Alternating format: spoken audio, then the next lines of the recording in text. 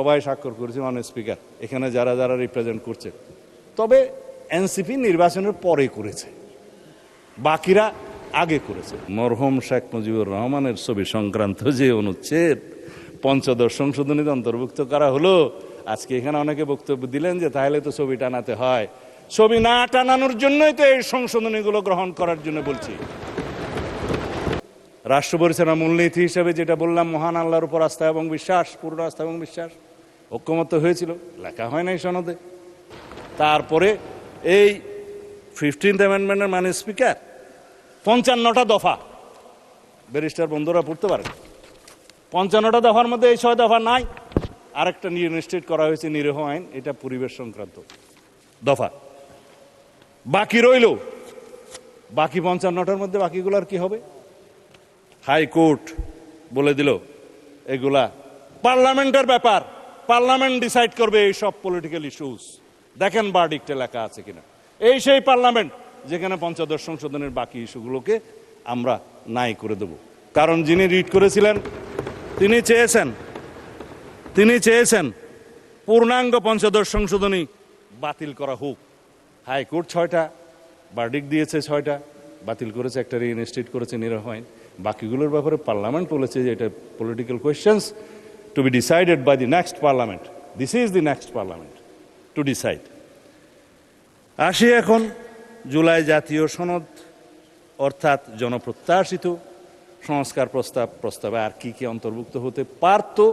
কেবল প্রস্তাবনার কথাটা বলেছি, বাকিগুলো এখন বলবো। আর জুলাই জাতীয় সনদে যা কিছু অন্তর্ভুক্ত করা হয়েছে সেটা নিয়ে তো একটু বড় কথা বলবই। আর রাজনৈতিক সমঝোতা হওয়ার পরেও শেষ মুহূর্তে যে সংস্কার ঐক্যমত্য কমিশন যা কিছু বাদ দিয়েছে সেই কথা এখন একটু বলি। প্রস্তাবনার মধ্যে যা কিছু বাদ দিয়েছে সেটা তো বললাম। রাষ্ট্র পরিচালনার মূলনীতি হিসেবে যেটা বললাম, মহান আল্লাহর উপর আস্থা এবং বিশ্বাস, পূর্ণ আস্থা এবং বিশ্বাস, ঐক্যমত্য হয়েছিল, লেখা হয় নাই সনদে। তারপরে মরহুম শেখ মুজিবুর রহমানের ছবি সংক্রান্ত যে অনুচ্ছেদ পঞ্চদশ সংশোধনীতে অন্তর্ভুক্ত করা হলো, আজকে এখানে অনেকে বক্তব্য দিলেন যে তাহলে তো ছবি টানাতে হয়। ছবি না টানানোর জন্যই তো এই সংশোধনীগুলো গ্রহণ করার জন্য বলছি। সম্মত হয়েছিলাম আমরা, ঐক্যমত্য হয়েছিল, বিরোধী এবং আমরা সবাই মিলে যারা আলোচনা করেছি, 33টা দল ছিল ওখানে। চিঠিও দেয়া হলো আমাদেরকে যে আপনারা এই দফা চান কিনা। আমরা বললাম সংস্কার প্রস্তাবের পক্ষে, আলোচনায় তো আমরা একমত হয়েছিলাম, আবার চিঠি কেন? সেই চিঠি সই করে আবার তাদেরকে দিয়েছি, হ্যাঁ একমত, কিন্তু সনদ অন্তর্ভুক্ত করা হলো না মাননীয় স্পিকার। আর একটা সম্মত হয়েছিলাম তফসিল, পঞ্চদশ সংশোধনের মাধ্যমে সংবিধানে 3টা তফসিল সংযুক্ত করা হয়েছে, 5ম, 6ষ্ঠ এবং 7ম। যে এইখানে একজন ভদ্রলোক নাকি স্বাধীনতার ঘোষণা দিয়েছিলেন বলে এখানে একটা দেয়া হলো, আমি নাম নিতে চাই না। হলো তফসিল, বলা হলো একজন 7ই মার্চের ভাষণ দিয়েছে, সংবিধানে অন্তর্ভুক্ত করা হলো। রচনা, লিটারেচার আর্কাইভে থাকতে পারতো, সংবিধানে নিয়ে আসলো। তারপর ওই স্বাধীনতার ঘোষণা দিয়েছে বলে স্বাধীনতার ঘোষণাপত্রের 5ম অথবা 6ষ্ঠ প্যারাতে বলেছিলেন যে মরহুম শেখ মুজিবুর রহমান, ওখানে মরহুম লেখা নাই, যে যথাযথভাবে ঢাকায় স্বাধীনতার ঘোষণা করেছেন। ইতিহাস কি তা বলে? বলে না। সারা বিশ্ব স্বীকৃত যেটা শহীদ রাষ্ট্রপতি জিয়াউর রহমান 26 তারিখে, অর্থাৎ 25 তারিখের দিনগত রাতের 26 তারিখের প্রথম প্রহরে যেটা উই রিভোল্ট বলে স্বাধীনতার ঘোষণা দিয়েছিলেন। তারপরে 27 তারিখ, সেই জন্যই বাংলাদেশের স্বাধীনতা দিবস 26 তারিখ। তারপরে 27 তারিখে তিনি কালুরঘাট বেতার কেন্দ্র থেকে provisional head of the state হিসেবে এই বাংলাদেশের স্বাধীনতা ঘোষণা করেন। এরপরে সংশোধিতভাবে on behalf of the national leader Sheikh Mujibur Rahman স্বাধীনতার পক্ষে ঘোষণা করেন। এটা ইতিহাস, আমরা অস্বীকার করি না। কিন্তু 26 তারিখে স্বাধীনতার ঘোষণাপত্রে তিনি ঘোষণা দিয়েছিলেন বলে যেটা লেখা হলো, অস্বীকার করি না মাননীয় স্পিকার, কারণ এটা একটা ন্যাশনাল আর্কাইভের দলিল। কিন্তু জিনিসটাকে এস্টাবলিশ করার জন্য আর একটা যে তফসিল ঘোষণা করে তথাকথিত একটা তফসিলের নামে যে লেখা হলো যিনি এত তারিখে ঘোষণা দিয়েছেন বেতারের মধ্যে, সেটা তো কোনো গবেষণায় আসে না।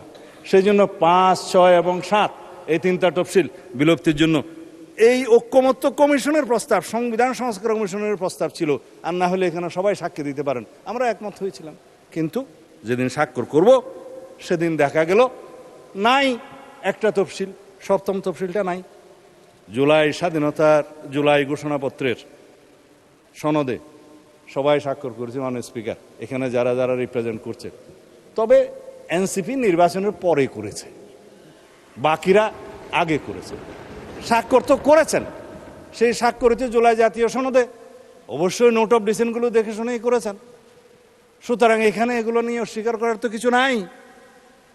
এখন নোট অফ ডিসেন্টের ভাষা কি হবে সেটা নিয়েই তো হয়েছে।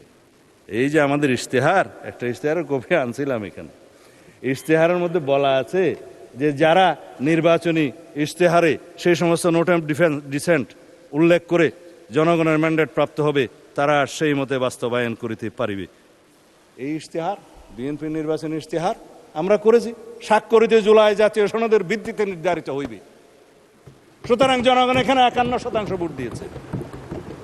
আমরা তো বলেছি উচ্চকক্ষের বিষয়ে আমি এখন বলবো না, মানে স্পিকার, উচ্চকক্ষের বিষয়ে আমরা এখানে বলেও দিছি 100 সদস্য বিশিষ্ট উচ্চকক্ষ প্রবর্তন করা হইবে। রাজনৈতিক দলসমূহ নিম্ন কক্ষের অর্জিত আসন সংখ্যার আনুপাতিক হারে উচ্চকক্ষে প্রতিনিধিত্ব করিবে। এই সেই ইশতেহার। আমরা তো ম্যান্ডেট পেয়েছি, এটা কনস্টিটিউশনাল ভোট। তারপরে আসে গণভোটের রায়, কেন মানবে না? অবশ্যই মানবে। গণভোটের ভোটটা তো একটা কালারেবল লেজিসলেশন, একটা যে লেজিসলেশনকে বলা হয় ফ্রড অন দি কনস্টিটিউশন, যে লেজিসলেশন করার ক্ষমতা প্রেসিডেন্টের ছিল না, সেটা পই পই করে বলেছি, সেটার উপরে গণভোট হয়েছে।